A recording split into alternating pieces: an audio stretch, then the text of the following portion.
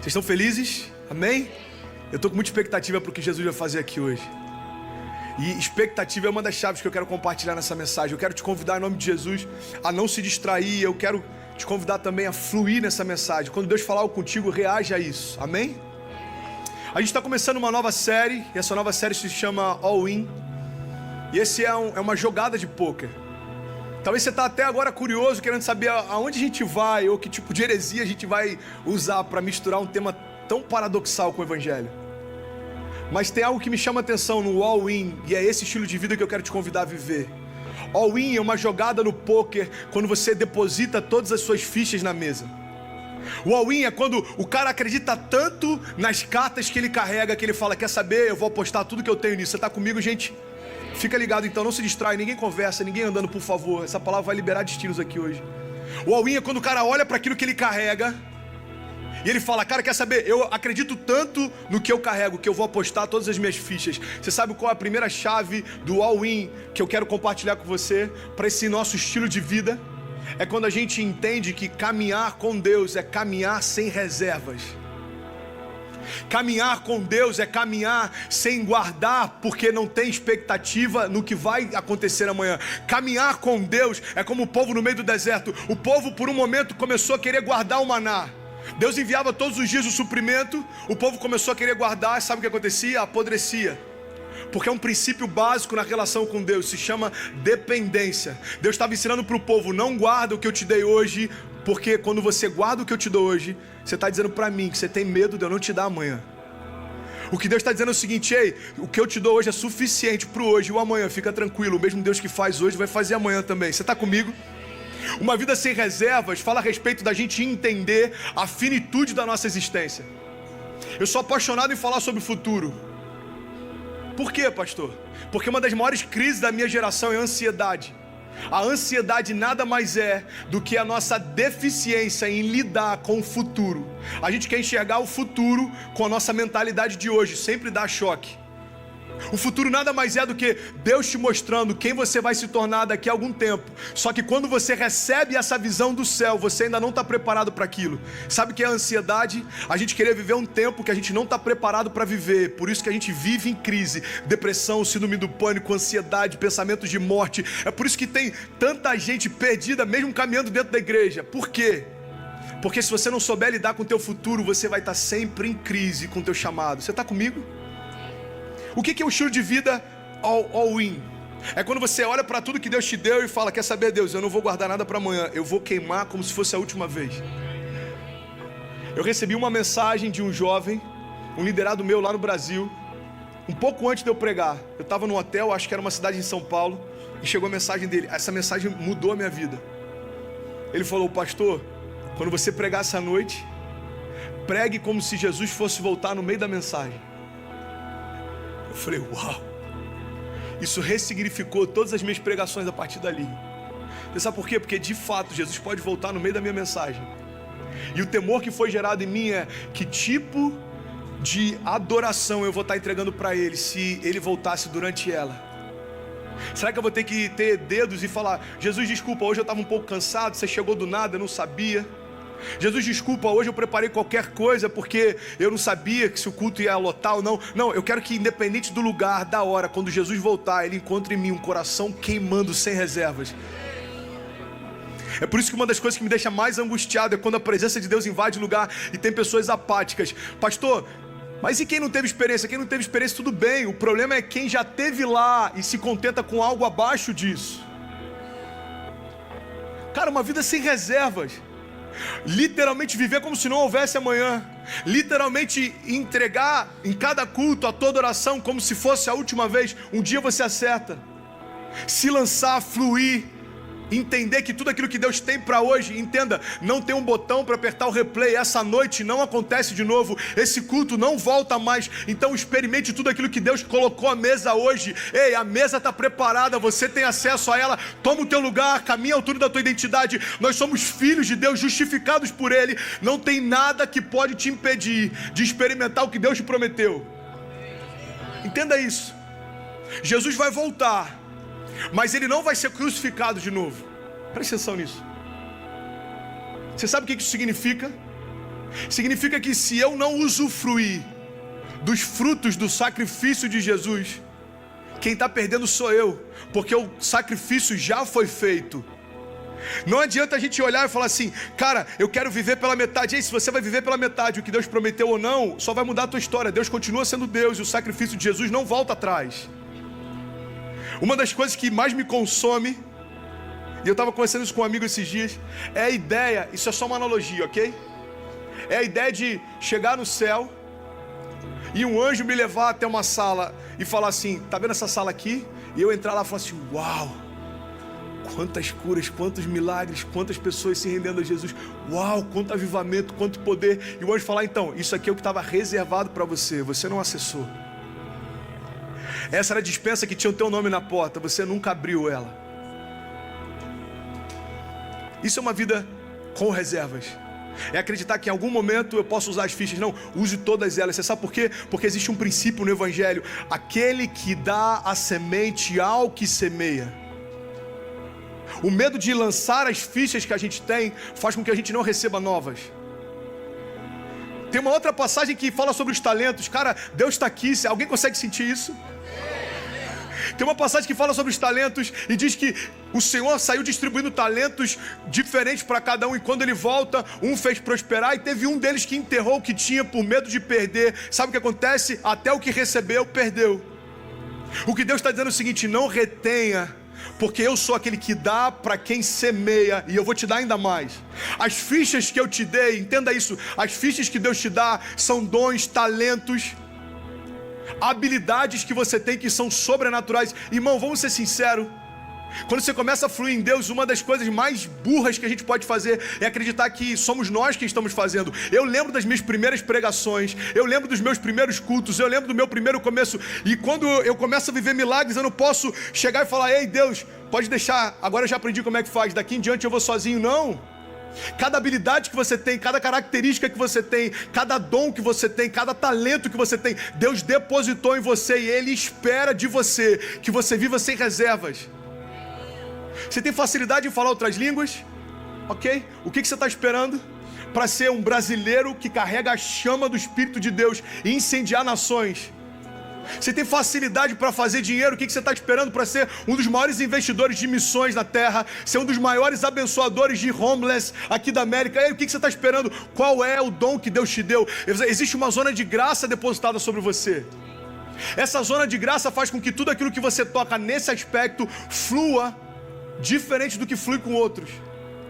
É por isso que é maior burrice a gente tentar ser como o outro é. A gente está descartando o nosso design para tentar entrar numa forma que não foi feita para a gente. Deus está falando: ei, eu te dei facilidade para fazer dinheiro, então seja o melhor empresário que você puder e mantenha a minha igreja. Eu te dei facilidade para pregar, então seja consumido pela minha palavra. Eu te dei facilidade para ajudar pessoas, então entenda, você recebeu um ministério de ajuda, vai ter sempre alguém precisando, e eu vou te mostrar exatamente quem é. Você está comigo? All in. Deus tem falado muito isso comigo. Sabe, uma chave virou na minha vida alguns anos atrás, quando eu perdi um primo meu. Foi o meu primeiro discípulo. Eu me converti e eu comecei a caminhar com Deus, e Ele começou a desejar viver o que eu estava vivendo. E eu lembro que ele foi à frente, aceitou Jesus, ele foi meu padrinho de casamento, e estava tudo certo, até que do nada, cara, ele ganhou um presente, ele ganhou um carro, e ele se deslumbrou com aquilo aí. Ele já não tinha mais tanto compromisso, ele só queria saber de viajar, de dar rolezinho, de ir pra noitada. E aí um belo dia eu recebo uma ligação que mudou a minha vida. Eu estou trabalhando no escritório, o telefone toca, e a notícia era o seguinte: o teu primo acabou de morrer num acidente de carro.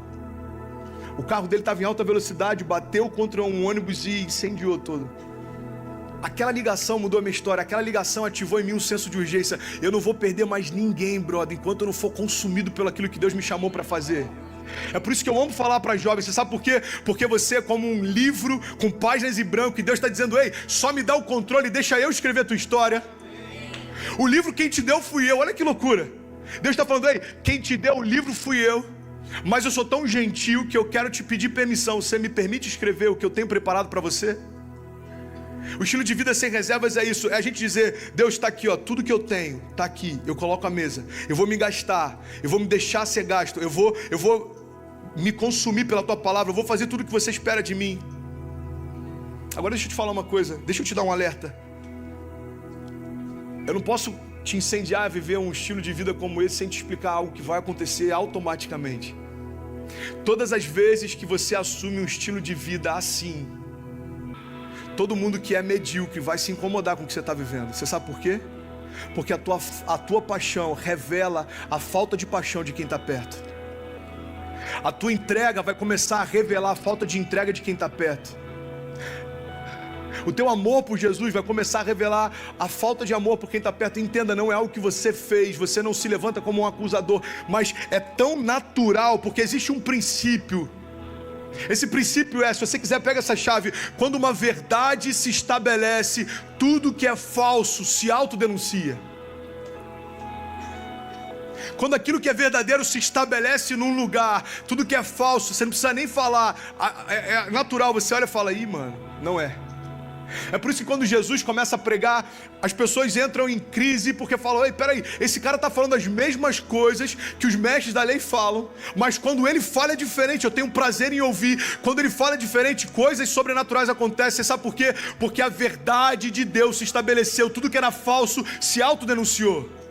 Você já parou para pensar por que Jesus foi perseguido? Alguém que curava enfermos, ressuscitava mortos, alguém que liberava a palavra. Eu vou te explicar por quê. É porque quando Jesus se manifesta, as evidências do poder sobrenatural que ele carregava revelavam a falta de poder de quem o combatia.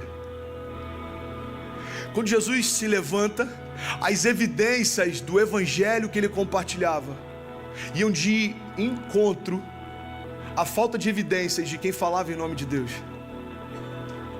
Jesus, ele tem compaixão. Ninguém via compaixão na religião.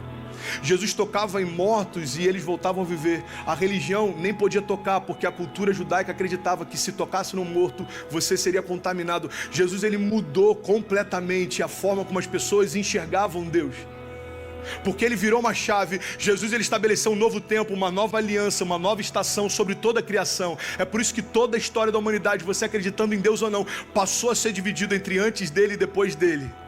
Até o calendário foi afetado pela chegada do Filho de Deus. Você sabe por quê?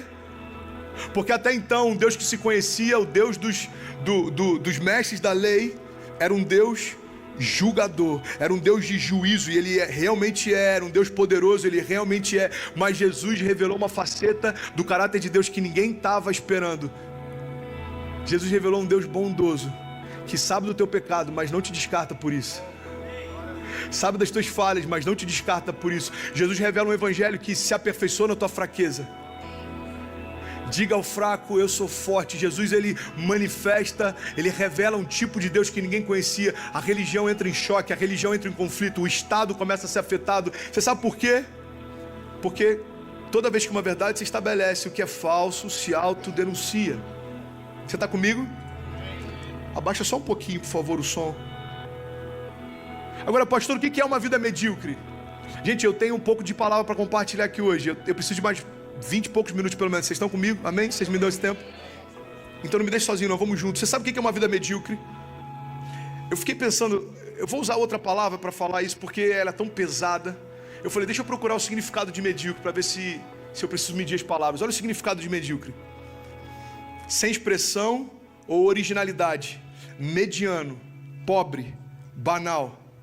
E talvez a pergunta de alguns para mim agora seja: ei, pastor, o que é medíocre? É medíocre não conhecer a palavra? Não, não é medíocre. Medíocre é que você se contentar com isso. Pastor, é medíocre não viver milagres? Não, isso não é medíocre, pelo amor de Deus. Medíocre é você se contentar com isso. Pastor, é medíocre eu estar sempre no meio do mover de Deus, vendo pessoas sendo incendiadas e eu ficar sempre alheio? Não, pelo amor de Deus, entenda, isso não é medíocre. Medíocre é você se contentar com isso. Porque a mediocridade não está no estado, mas no contentamento com o que você está se tornando. Estar doente não é medíocre. Aceitar a doença é. Porque o Evangelho diz que pelas pisaduras de Jesus nós já fomos sarados. Então a mediocridade não está no teu estado atual, mas na tua aceitação em relação a Ele. Estar em pecado, se você acabou de ter o primeiro contato com Deus: pastor, eu estou fumando, eu estou bebendo, eu estou transando com a minha namorada, eu não quero nem ir para a igreja. Ei, não, presta atenção, isso não é medíocre, cara. Medíocre é o cara que está mergulhado em Deus há meses e continua fazendo isso, se contentou com isso. all in, um estilo de vida sem reservas. E quando esse estilo de vida começa a ser manifestado no meio da nossa geração, aquilo que é medíocre se autodenuncia, fica feio para quem faz. Você já ouviu essa expressão? No Rio a gente usa muito. Quando alguém está fazendo algo contra você, entre os nossos amigos a gente sempre falava isso lá: mano, fica tranquilo, fica feio para quem faz. A Bíblia diz que Jesus acaba de ressuscitar Lázaro. Está na minha e na sua Bíblia. Jesus acaba de ressuscitar Lázaro. E a palavra de Deus diz que os religiosos começam a tramar a morte de Jesus. Mano, que loucura. Jesus acaba de ressuscitar um homem. Era o momento certo dele se render e reconhecerem que ele de fato era quem dizia ser. Não. Aumenta ainda mais a perseguição. Por quê? Porque tem gente que nunca vai aceitar aquilo que você carrega. Mas entenda, a gente não se move por aprovação, a gente se move por um desígnio de Deus. Eu não estou preocupado com o que estão achando, eu estou preocupado em fazer o que Deus me chamou para fazer. Sabe, eu quero compartilhar 3 chaves com você que eu creio que pode despertar algumas pessoas aqui. E a primeira delas é isso: não se contente com qualquer coisa abaixo do que Deus te chamou para ser. Isso é ser medíocre. Tem um provérbio oriental, eu acho maravilhoso e me assusta porque eu acho que ele retrata perfeitamente a nossa geração. Esse provérbio diz assim: homens fortes criam tempos fáceis. Tempos fáceis criam homens fracos. Homens fracos criam tempos difíceis. Sabe o que me deixa maluco quando eu estou vendo os jovens que não estão nem aí com aquilo que Deus depositou sobre eles? Porque eu posso ver um jovem que está bem resolvido em ser mediano na fé. Um jovem que está bem resolvido em ser mediano com Deus. Quando eu olho para esse cara, eu tenho convicção: mano, esse cara deve ter tido uma vida muito fácil. Porque o pai dele deve ter sido um homem forte que se deu de todas as formas para gerar para esse cara um tempo fácil. Qual foi o problema? Ele teve tudo que o pai não teve, mas não se tornou quem o pai foi. Qual o recado que a nossa geração recebe quando a gente se torna pai? Não se preocupe em dar para os seus filhos o que você não teve. Se preocupe em dar para os seus filhos princípios que você não viveu quando estava na idade dele. Porque a minha filha tem a alegria hoje de poder dizer: o meu pai é pastor, eu sou o primeiro pastor da minha casa. Agora, quando o esposo dela for pastor, se for o caso, ela já vai poder falar assim: a gente é a segunda geração de evangélicos e de pastores, daqui a 3, 4 gerações vai ser uma realidade diferente. Mas quando isso começou? Quando há 13 anos atrás eu disse sim numa igreja pequenininha lá no interior, e ali começou a minha história com Deus. Entenda, o que você faz hoje define o que os seus filhos vão viver amanhã. A gente está construindo uma história que não diz só a respeito a 2019, não diz respeito só a Orlando. E entenda, é muito maior do que aquilo que você imagina, porque o evangelho não termina em você, começa em você. Quando a minha casa foi salva, não tinha a ver com a casa do André, não. Tinha a ver com a geração que seria tocada pelos frutos da conversão da casa do André. Você imagina se a gente fechasse as portas e falasse: ei, a partir de agora a gente só ouve música gospel, a gente só vai ouvir pregação, a gente vai se fechar no nosso mundo até Jesus voltar. Sabe o que aconteceria? Eu estaria dizendo para Deus: ei Deus, você alcançou minha casa, isso para mim é suficiente. Eu não quero me contaminar. Cara, não termine em você, comece em você. Você foi salvo, você vai salvar muitas pessoas através da palavra. Você foi curado, você vai curar muitas pessoas através do sangue de Jesus. Você foi liberto, você vai ser canal de libertação para muitas pessoas. Por quê? Porque aquele que começou a obra é fiel para completá-la, é fiel para cumprir. Você pode aplaudir mais forte se for para ele.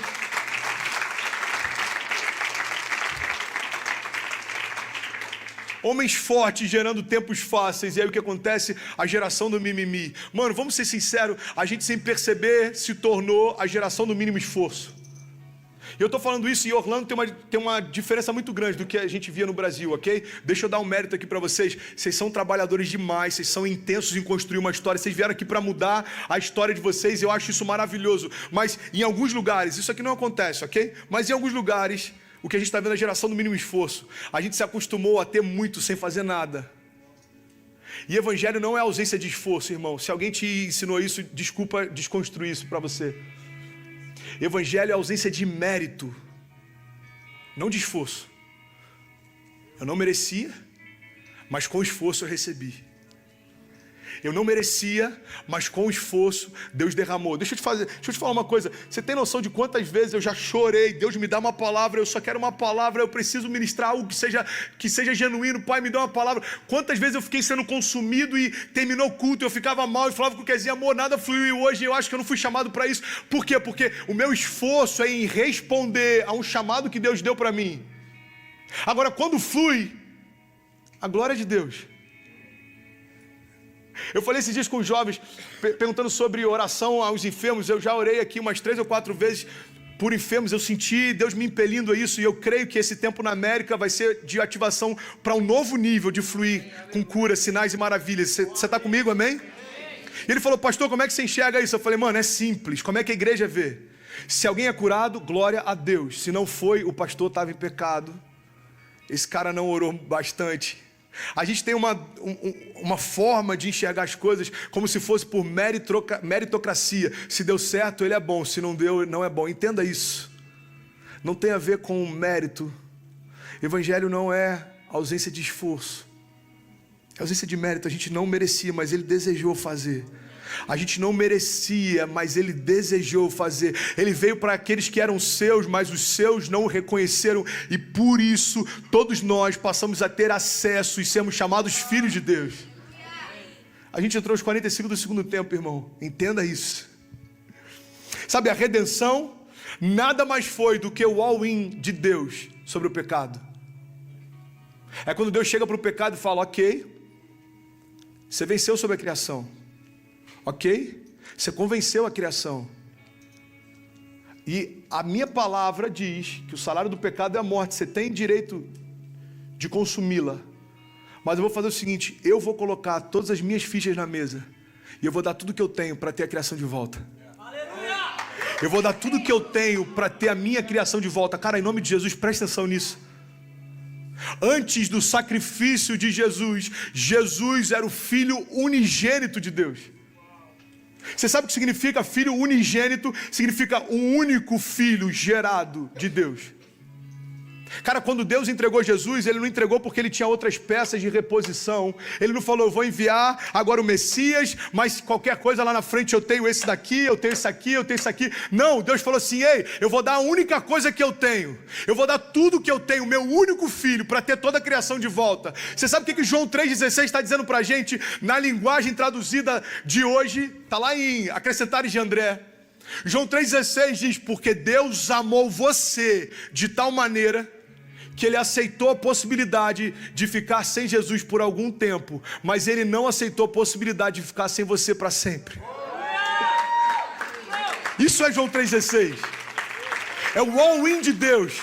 É quando Deus chega para o inferno, para o pecado, para a morte, para aquilo que aprisionou a criação e falou assim, ei, eu sei quais são as cartas que você tem na mão, eu sei quais são as fichas que você tem para jogar, mas quer saber? Eu vou colocar tudo na mesa, sem reservas, está aqui a única coisa que eu tenho, o meu filho. Isaías 9,6 falava exatamente sobre essa jogada de Deus. Entenda o sentido figurado aqui em nome de Jesus. Isaías 9,6 falava exatamente isso. Vai chegar um tempo em que Deus vai colocar todas as fichas na mesa. E aí vai ser revelado para nós aquele que nós vamos chamar de maravilhoso conselheiro, Deus forte, Pai da eternidade, príncipe da paz. Sabe, Jesus era o unigênito do Pai, ou seja, Ele deu tudo que Ele tinha. Mas a boa notícia é que a palavra de Deus diz que depois da redenção, Ele se torna o primogênito. Alguma coisa mudou. Você está comigo? Aquele que era único, agora se torna primeiro. Você sabe o que mudou? Antes da cruz, só tinha Ele como filho. Depois da cruz, Ele é o primeiro de muitos. Porque todo aquele que agora nele crê, também tem acesso e o direito de ser chamado filho de Deus. O unigênito do Pai se torna o primogênito na criação. Cara, isso é muito forte. Isso é muito forte. Jesus se moveu sem reservas para ter você de volta, cara. A minha pergunta nessa noite para você é: qual o sentido da gente oferecer menos do que isso para Ele? Jesus dá tudo que tem para ter você de volta. Agora a gente fica fazendo charme para saber se a gente vai se lançar no chamado ou não. Ah, Deus, eu não sei, eu estou jovem. Ei, cara, pelo amor de Deus, deixa de ser medíocre. Não era nem para você estar de pé.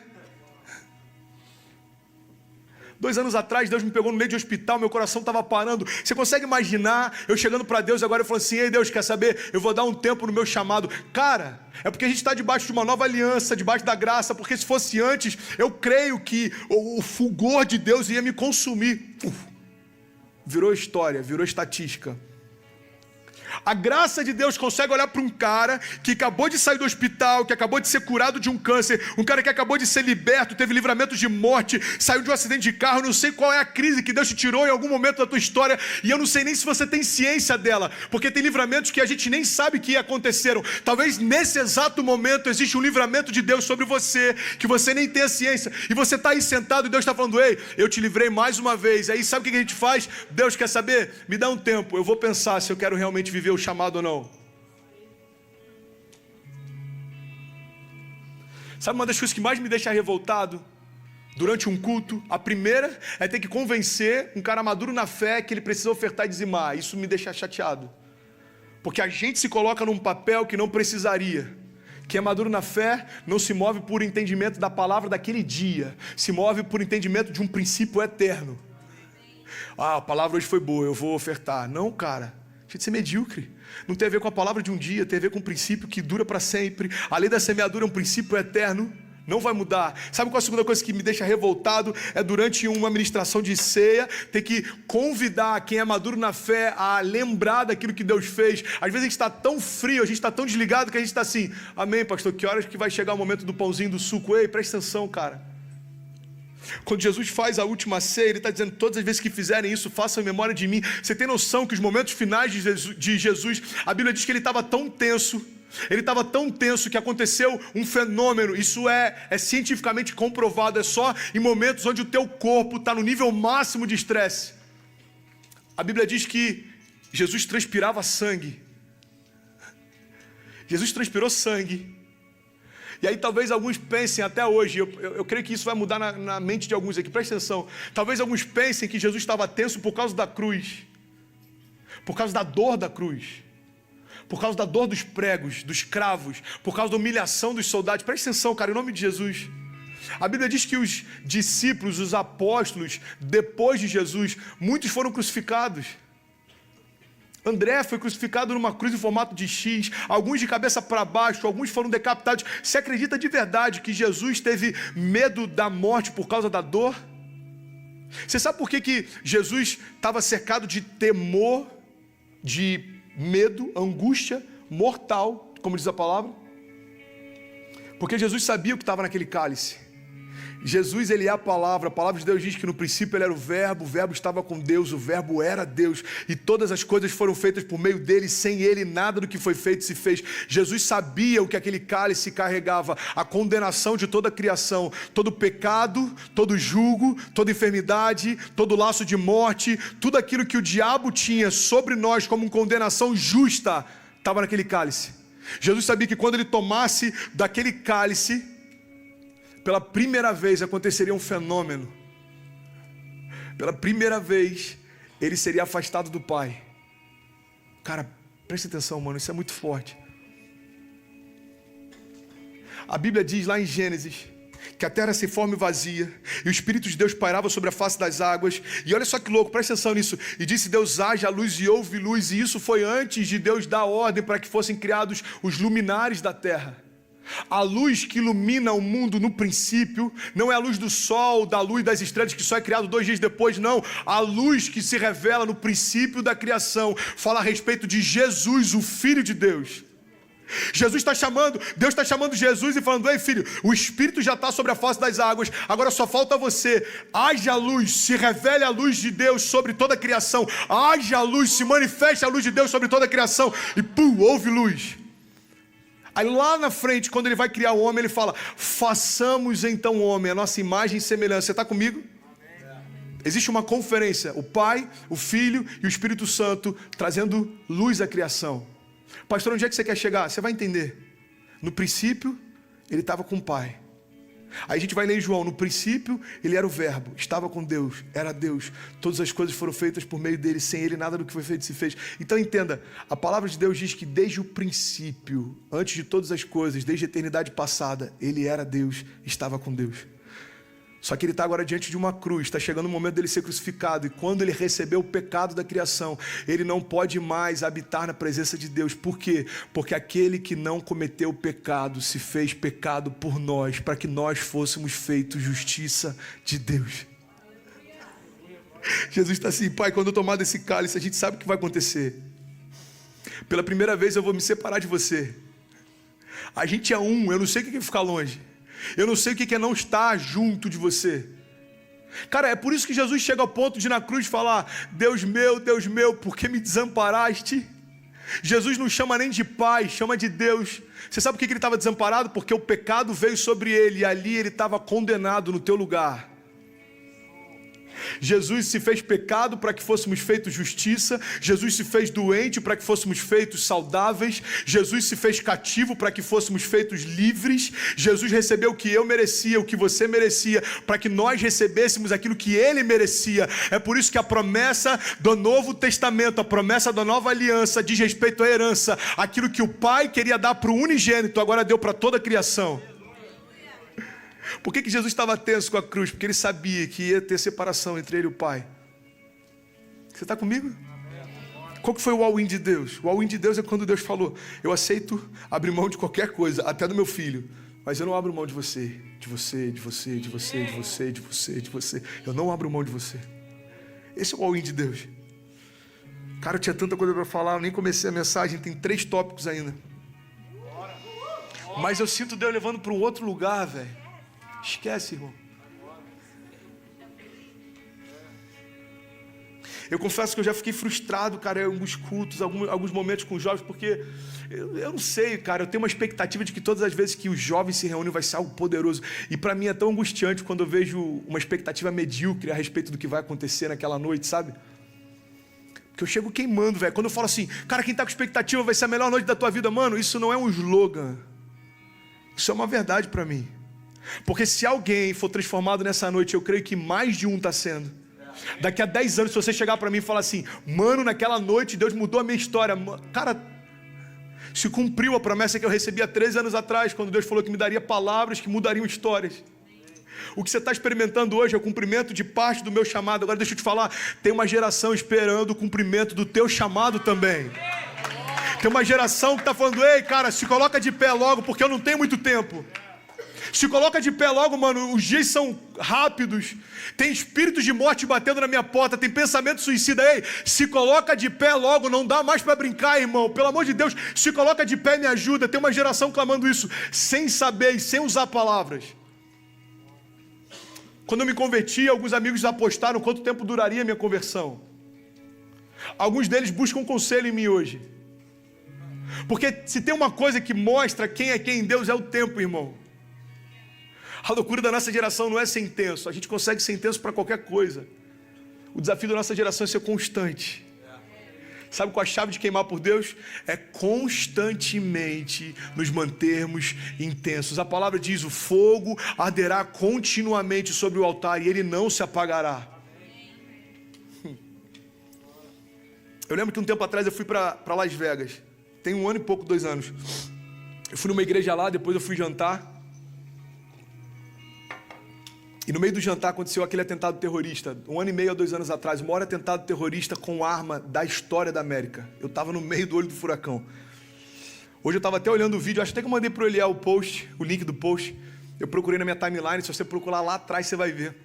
Uma correria, todo mundo se jogando debaixo da mesa, daqui a pouco a polícia vem e manda a gente ir para o subsolo do restaurante. A gente ficou dentro de uma despensa, fecharam a porta, aquele silêncio, ninguém sabe o que está acontecendo. Eu tirei a casinha na hora do grupo da liderança do Next, lá do Brasil, e falei: gente, ora por mim, aconteceu um atentado terrorista, eu estou escondido aqui debaixo do subsolo, não sei o que vai acontecer. Essa foi a minha experiência com Vegas. Não foi muito legal. Mas eu vi uma coisa em Vegas, e tem a ver com o que eu quero falar essa noite. Eu vi em Vegas, nos cassinos, pessoas colocando todas as fichas na mesa. Eu vi em Vegas pessoas colocando todo o patrimônio na mesa. Cara, pega isso, porque isso é uma chave que pode mudar a tua história. Eu vi em Vegas pessoas colocando o futuro dos filhos na mesa, o futuro do casamento na mesa. Por que alguém coloca todas as fichas na mesa? E aí vai a primeira chave que eu quero compartilhar com você. São 3, eu não sei se vai dar pra gente fluir todas hoje, mas qualquer coisa deixa pra semana que vem. Preste atenção nisso. O que leva alguém a colocar todas as fichas que tem sobre a mesa? Uma palavra que pode mudar a tua história a partir de hoje. Se chama expectativa. Ninguém aposta tudo que tem em algo que não tem expectativa. Ninguém coloca tudo que tem em algo que não tem expectativa. Preste atenção nisso, em nome de Jesus. Sabe o que eu aprendo com isso? Se não existe intensidade no meu chamado, eu não tenho expectativa de que Ele é o que Deus tem para mim. Se não existe expectativa na minha entrega, o que eu estou dizendo para Deus é o seguinte: eu não tenho expectativa de que você de fato pode mudar a minha história. Por isso que eu estou sempre para lá e para cá. Você sabe o que é inconstância? Inconstância nada mais é do que a gente dizer para os céus: eu não tenho tanta expectativa assim de que vale a pena me lançar completamente em Deus. Você sabe por que a expectativa ela é capaz de mudar histórias? Porque tudo que a gente faz antes se move por uma expectativa. Você está aqui por uma expectativa. Você abriu mão de estar em outro lugar por uma expectativa. Alguma coisa, pode ser na palavra, no louvor, pode ser para conhecer uma menina, pode ser porque alguém te chamou, pode ser só para sua mãe não ficar te enchendo mais o saco para vir, eu não sei. Mas uma expectativa te trouxe até aqui. Agora deixa eu te falar uma coisa. Você consegue imaginar o poder explosivo da nossa expectativa sendo alinhada com a expectativa de Deus para nós? Você sabe o que é a fé? A fé nada mais é do que a gente ter uma expectativa pelo sobrenatural tão grande que a gente se esvazia de qualquer espaço para que hajam dúvidas. A fé é você falar: ei Deus, eu tenho tanta expectativa de que você vai mudar a minha história que não tem nem espaço para dúvidas. A fé preencheu todo o vazio dentro de mim.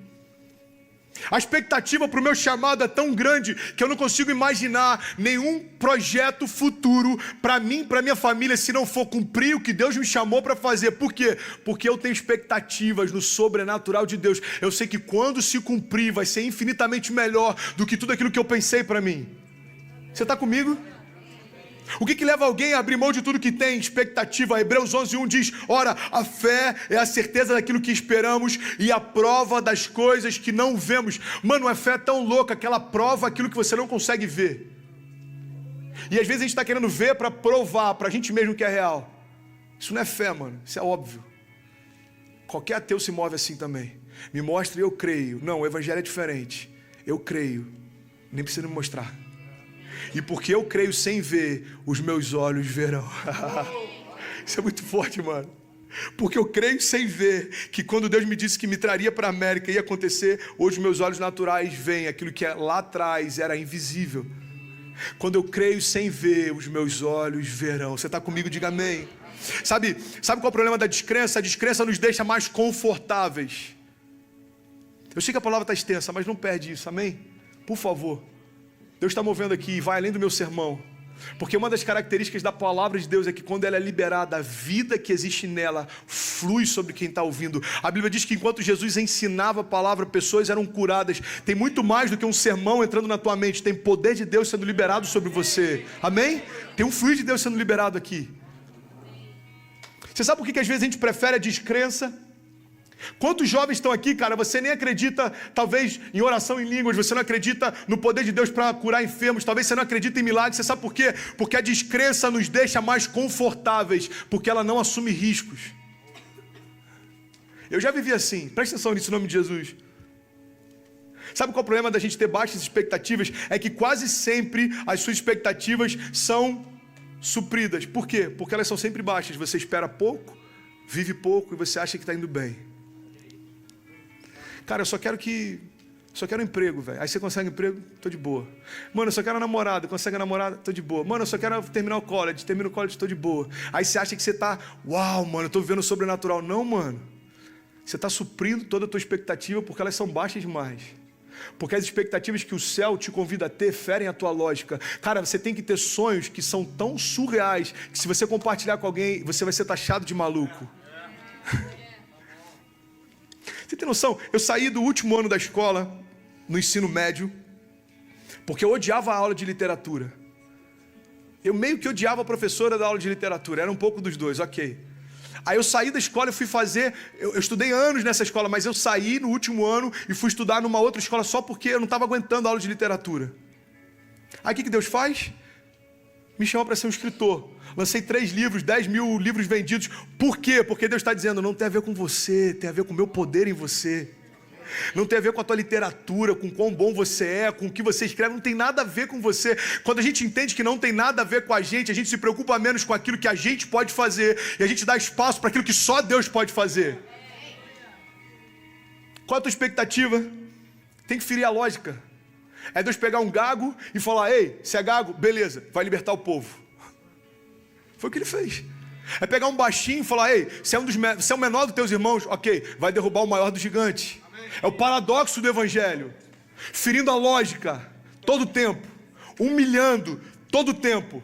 Ah, vocês querem matar todo menino até tal idade? Ok, então faz o seguinte, pega Moisés e esconde ele na casa do seu perseguidor. Ah, vocês querem matar Jesus? Ok, então leva ele para o Egito. Para onde estão perseguindo ele? Por quê? Porque eu quero envergonhar toda a lógica e dizer para toda a criação: o que eu quero que aconteça vai acontecer, não importa se faz sentido ou não. Você consegue imaginar nos céus os anjos falando, é hipotético isso: Deus, eu acho que isso aqui já foi demais. Ah, você acha que não vai acontecer? Então tá bom. Pum, o mar se abriu. Pum, Lázaro ressuscitou. Pum, nunca houve chuva, agora a arca faz todo sentido. Pum, Davi agora está carregando a cabeça do gigante. O menor dos irmãos vence o maior dos gigantes. O que Deus está falando? Eu não me movo por lógica. Toda a criação a gente vê isso. Um gago liberta o povo. Um baixo derruba o gigante. Um perseguidor da igreja se torna o portador das maiores revelações do evangelho de Jesus. Paulo perseguia a igreja, odiava o mover da igreja, condenava o mover da igreja. Caiu do cavalo, irmão. Como muitos aqui essa noite, você caiu do cavalo. Ninguém mandou você vir aqui, Deus te pegou, velho. Deus está falando no teu coração: você sabe que tem mais, você sabe que isso que você está vendo não é tudo que eu tenho para você, você sabe. Vamos combinar? O pecado é bom, velho. Se não fosse, ninguém se perdia por conta dele. Só tem um problema: o custo dele é muito alto. O pecado te satisfaz por minutos, a glória traz sentido para você para sempre. Não tem como comparar, porque tudo que o inferno faz é uma versão piorada daquilo que Deus já fez. O diabo não criou nada, ele só copia, é uma versão piorada. E Deus está falando: ei filho, qual a expectativa que você tem em mim? Qual a expectativa que você tem no sobrenatural? Deus, eu estou esperando algumas coisas acontecerem para ver se a conta fecha. Esquece as contas, cara, eu não te chamei para isso. Eu te chamei para crer na palavra que eu libero. Se eu disse que vai acontecer, vai acontecer. Você está comigo? Diga amém. A gente diminui expectativas, sempre espera pouco, sempre recebe pouco, e acha que a gente está no caminho bom. Eu acho que essa é a explicação porque tantas meninas lindas são casadas ou namoram com caras tão feios. Se puder abaixar um pouquinho instrumental, velho. Por quê? Eu vou te explicar. No início você tinha expectativa: eu quero um príncipe num cavalo branco. Aí você se machucou com o príncipe, ele te deu um bolo, ele começou a ficar com a tua melhor amiga, e você fala: quer saber? O príncipe pode vir a pé, velho, tá de boa. Aí daqui a pouco você tá assim: mano, não precisa nem ser príncipe, pode ser um amigo do príncipe, chegar de Uber, Lyft, tá tranquilo. Brincadeiras à parte, o que muitas vezes a gente está fazendo na nossa jornada de fé é cara, presta atenção nisso, é muito forte. É ressignificar o que o poder de Deus pode fazer de acordo com as nossas experiências passadas. Deus não curou o meu avô, eu começo a colocar em xeque se Deus pode curar o enfermo. Deus não supriu lá atrás quando eu precisava de um socorro financeiro, eu começo a colocar em xeque se Deus de fato pode suprir minha necessidade. E aí deixa eu te falar, o que Deus pode fazer não se mede por aquilo que você já viveu. Antes de você existir, Ele já era. Depois da gente partir, Ele continua sendo, amém? Então expectativa é uma das chaves para a gente experimentar algo sobrenatural. Sobrenatural. A descrença, ela pode deixar você mais confortável, mas ela nunca vai gerar os milagres que você precisa. E eu juro que eu só preciso de 10 minutos e eu termino agora. Eu vou encurtar demais a próximo ponto. Primeira coisa que eu compartilhei é expectativa. Tem alguém comigo? Diga amém. Tem alguém que está recebendo? Diga amém. Você pode aplaudir Jesus aí só para eu tomar um pouco de água? Amém. Deus está aqui, amém? Segunda chave que eu quero compartilhar com você: propósito. Uma vida intensa tem a ver com uma vida com propósito. Tem uma frase do Oscar Wilde que eu acho maravilhoso. Esse cara, ele foi um escritor inglês, 1800 e pouco. Eu acho até que eu falei no último culto. Ele diz o seguinte: viver é a coisa mais rara do mundo. A maior parte das pessoas apenas existe. Eu vou repetir. Viver é uma das coisas mais raras do mundo, porque a maior parte das pessoas apenas existe. Pastor, qual a diferença entre existir e viver? Eu vou te explicar qual é a diferença. É o que move os seus dias. O que move os seus dias é o quê? É construir a tua história, então você está existindo. O que move os teus dias? É construir uma história com Deus, então você está vivendo. É muito simples a diferença, mas ela se confunde, porque a gente tem sempre uma desculpa boa, porque a gente não está se lançando no que Deus chamou. Eu estou ocupado demais, eu estou trabalhando demais, eu estou novo demais, eu tenho ofertas demais, eu tenho propostas demais, tem meninas demais no meu WhatsApp, tem coisas demais. Deixa eu te falar, daqui a pouco a gente está falando, mano, eu estou velho demais, eu estou cansado demais e... Faça tudo o que você pode, enquanto você pode. Esse é o convite de Deus para essa noite. A banda, se quiser, é só o instrumental, pode vir para parecer que a gente está acabando. Eu vou citar algumas frases aqui. Tem uma frase do Martin Luther King que eu sou apaixonado. Ele fala: se o homem não descobriu nada pelo que morreria, ele não está pronto para viver. Tem um pastor da Califórnia, mano. Esse cara ele é incrível. Ele diz o seguinte, em um dos livros dele: eu acho que muitos de nós não estão em um caminho, mas sim em uma rotina. Nós confundimos conforto com paz, crença com fé, riqueza com bênção e existência com vida. Eu quero ir para a terceira e última chave dessa noite. Para a gente viver sem reservas, para a gente viver o sobrenatural de Deus, para a gente viver de uma forma que o mundo ouça a mensagem que a gente carrega, para a gente viver de uma forma que os milagres não sejam uma teoria que a gente ouve no culto, mas uma realidade que a gente vive em casa. A terceira chave é entrega. Você pode repetir isso comigo? Diga entrega. Isso. Como é que fala entrega em inglês, mano? Alguém me ajuda aí? Surrender. Bonitinho.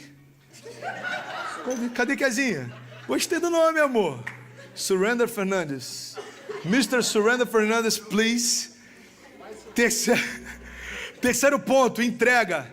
Você quer um exemplo claro? Eu já estou finalizando. Não se distrai, cara. Não pede o que Deus vai fazer aqui. Sabe qual é o terceiro ponto? Entrega. E sabe um exemplo maravilhoso na Bíblia que tem a ver com a gente? O jovem rico. Tem muita gente que acha que o problema de Jesus com o jovem rico era a riqueza que o jovem tinha. Deixa eu refrescar a tua memória. Você está comigo? Diga amém, olha para cá. Jesus encontra um jovem rico e ele fazia tudo de acordo com os preceitos e os princípios. Aí Jesus fala: mano, faz o seguinte, vende tudo que tem e me segue. A Bíblia diz que ele parou para pensar em tudo que tinha e falou: é alto demais o que você está me pedindo. Aí tem gente que fala: Jesus tinha problema com riqueza. Não tinha. Jesus tinha finanças também. Presta atenção nisso. Jesus era simples, mas Jesus não era pobre, porque não faz parte da natureza de Deus pobreza. Pobreza é a ausência daquilo que você precisa e é necessário. Não faz parte da natureza de Deus. Não tem sentido aquele que veio trazer remissão se mover com uma característica que não é do seu caráter. Pastor, me dá um exemplo então. Eu vou te dar um exemplo. Jesus tinha tanto dinheiro que ele não só tinha um tesoureiro para cuidar do que tinha, como o tesoureiro tirava sempre da bolsa dinheiro e ainda assim não faltava. Você já parou para pensar nisso? Se Jesus não tivesse dinheiro, ele não precisaria de um tesoureiro, irmão. Ele estava sempre com alguma coisa trocada. Ei, mano, o que a gente faz? Sei lá, vamos orar e Deus vai fazer. Não. Ele tinha um tesoureiro para cuidar das finanças. Então entenda, pastor, qual era então a preocupação de Jesus com o jovem rico? Eu vou te explicar. Jesus sabia aquilo que no futuro roubaria o jovem dele. Então Jesus está falando: ei, para você não se perder de mim lá na frente, abre mão daquilo que vai te trazer condenação hoje. O que Jesus está dizendo: ei, aquilo que para você tem mais valor do que a minha presença, hoje pode parecer que não faz sentido, lá na frente vai fazer. Então abra mão disso hoje. Pastor, me dá um exemplo prático, eu vou te dar. O teu namoro não te santifica, por que você acha que o teu casamento vai te santificar? Jesus está falando: ei, abre mão disso hoje, porque lá na frente isso vai te roubar de mim. Jesus não está preocupado com a tua riqueza, com o que você tem. Jesus está preocupado com aquilo que pode te roubar dele. Jesus está falando para o jovem rico: cara, lá na frente isso vai te roubar de mim, abre mão disso hoje. Aí o jovem está falando: Jesus, mas é demais, tem coisa demais.